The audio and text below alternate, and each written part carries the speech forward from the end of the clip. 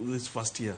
Erokamano ahinya. Ang'ena da chako kuma chelo bende mag rang machiwo chiwo paro ma opogore opogore mantiere kar ka ten paro ma bende chiegni kod wanya mar pek mar ngima mantiere. Jatend piny kadhi loso kod oganda ma odenyo e kinde ma bende nyuka nengo mag ma oseidho idwa ni chiemo omedre puothe kata e yore go mag pur to moriwo no mana ka medore mana e kinde ma ontiere sani.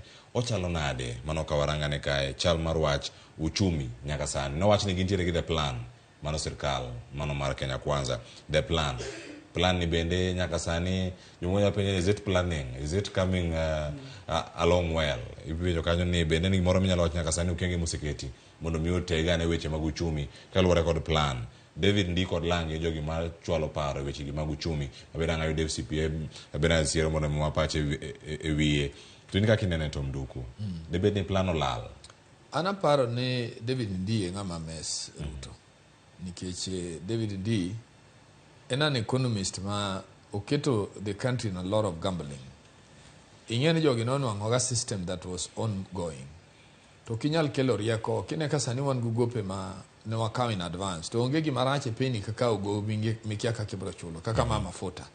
You can't trade with money, tibendi ing'eni ngo problems, ma pesa no kaka yude to dhitiyo kamoro.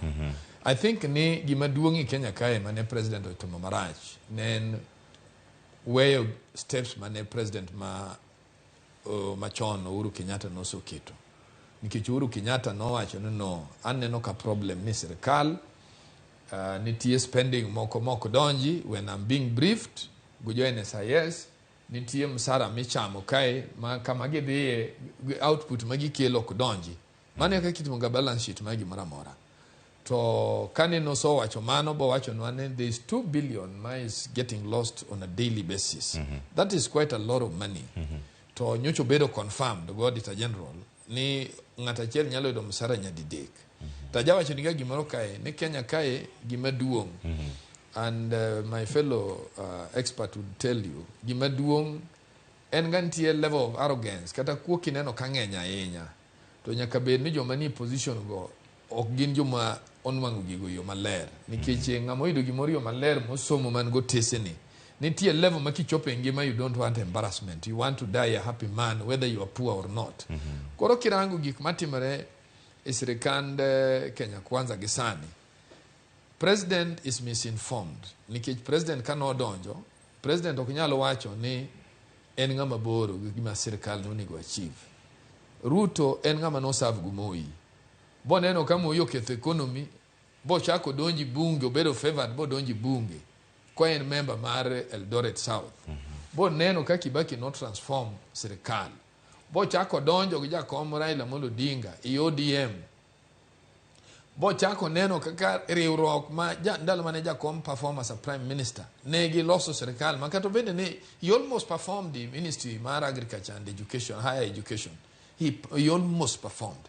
Koro gimomiyo onego keti jigo hopes mok donji. Ingeni about natural economics onge projection.